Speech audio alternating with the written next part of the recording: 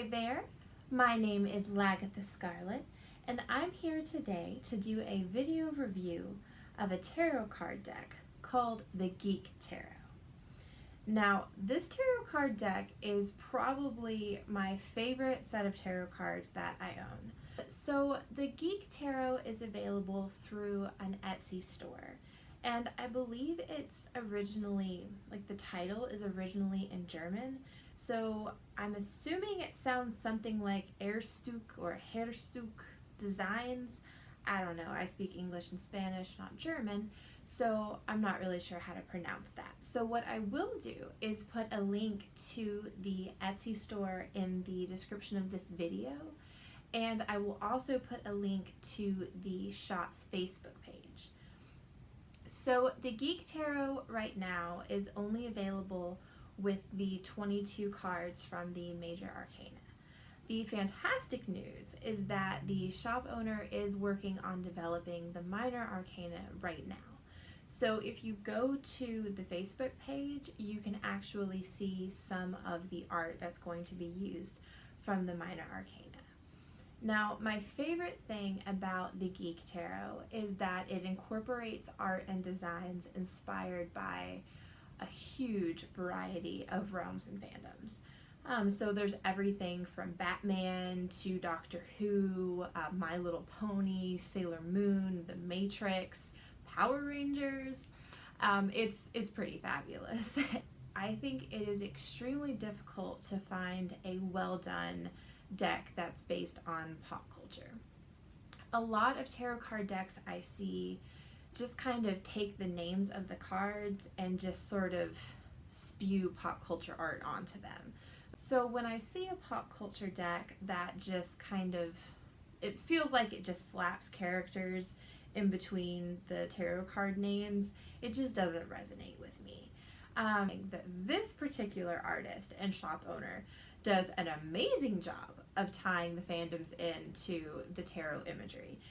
Now I'm going to get on to the fun part, which is the actual deck. So the first thing you'll notice about the deck is that the back of the deck shows art inspired by Stargate. So you can see an image of the Stargate there with what looks like some of the symbols, and this forms the back of the deck. So here we get started with the actual cards from the major arcana. We have some Batman inspired art representing the Fool. We also have some art inspired by Doctor Who, My Little Pony inspirations here. Here we have Daenerys inspiring some art from Game of Thrones.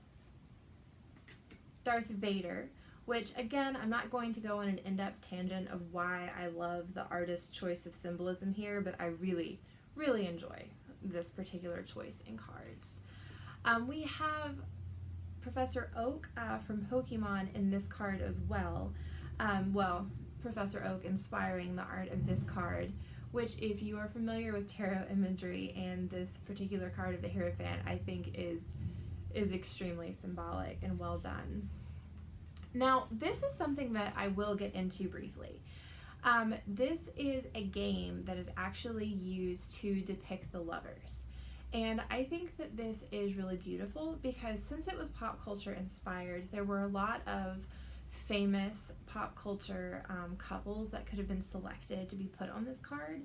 But one thing I do notice about tarot imagery is that there are not a lot of non-heterosexual couples displayed on the Lovers card. I'm just not really into binary representations of sexuality per se, and I'm not at all implying that this artist had any kind of agenda about sexuality. I'm just saying that if you are looking for a non-heterosexual representation of the Lovers, this deck has it for you. We have art inspired by the USS Enterprise. Dice, which I think is the absolute form of universal justice as well.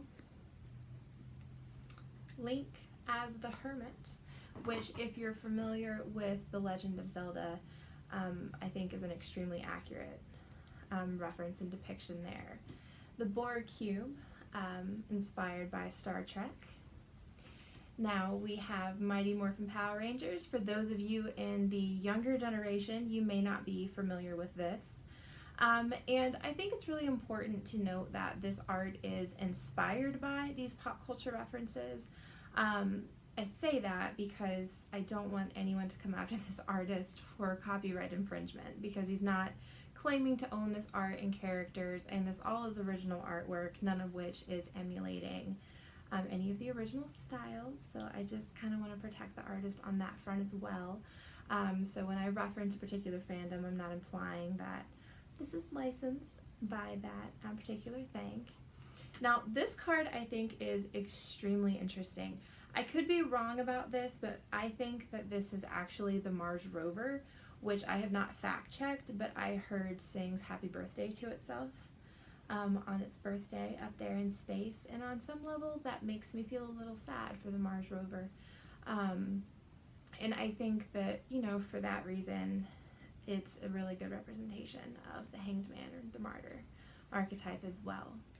The card Death from the Sandman series, I actually was not, this was the only fandom I was not familiar with, so I actually messaged the artist and shop owner through Etsy to ask him where this card came from, because I knew at the time I intended to purchase this deck and I wanted to familiarize myself with all of the imagery. And the only thing I was not sure about was whether or not that card represented the Mars rover, and I didn't ask the shop owner because I preferred to think that it did, because that's the message that resonated with me the most.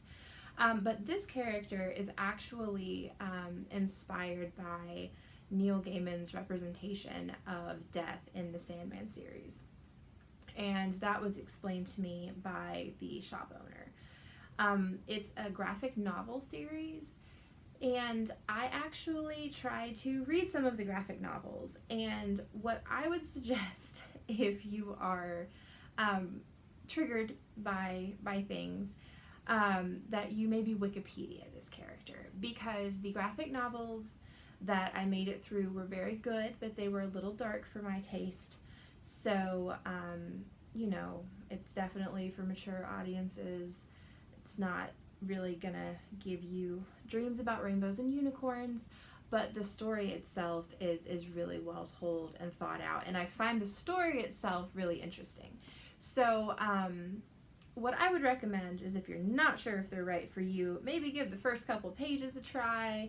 If you're not liking the vibe, hop on over to Wikipedia and read about death, because this character is super interesting. We have some art inspired by Avatar: The Last Airbender, The Matrix, good old Lord of the Rings, which this is one of my favorite representations because of how in line this imagery is with traditional tarot definitions. The Last Unicorn, which I have not actually ever seen, but I am familiar enough with this depiction to know it is inspired by The Last Unicorn. Beautiful Serena or Usagi from Sailor Moon.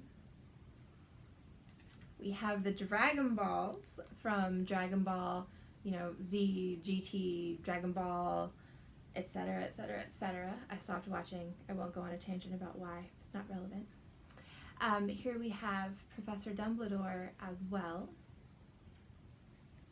And this is probably my absolute favorite card. For those of you who are familiar with it, you'll probably recognize it from The Hitchhiker's Guide to the Galaxy. For those of you who aren't familiar with it, check out The Hitchhiker's Guide to the Galaxy.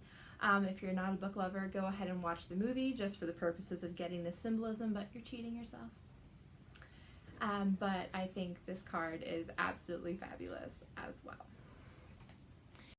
So I will, in the future, do a more in-depth video series about the different images on these cards and why I think they are just so wonderful for those of you that care. But I highly recommend that you check this deck out. If you're not interested in a deck that just has the major arcana, I have this to say.